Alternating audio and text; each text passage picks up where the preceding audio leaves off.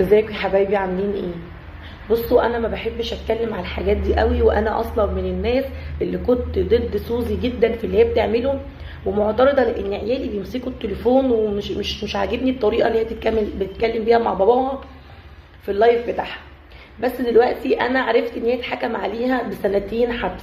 موضوع معصبني جدا لان كل الممثلين قالوه وكل الناس عملوه في الافلام وفي المسلسلات، ده حتى اللفظ اللي قالته في قلب الفيديو اتقال في المسلسل الكبير زي ما هو كده، زي ما هي قالت هو قال بالظبط. هل بقى دوت يخش في بيوتنا عن طريق المسلسلات وعن طريق الافلام وفيلم ولاد رزق اللي فيه كميه ايحاءات؟ يعني مش قادره اقول لكم عامله ازاي الفيلم، اللي هو انت نفسك لو قاعد بتتفرج عليه تشمئز يعني. ده عادي. واللي سوزي قالته الشارع اللي وراه اللي مصر كلها قالتها، والناس كلها طلعوا على التيك توك عملوها. هل الناس بقى اللي طلعوا على التيك توك دول وقالوا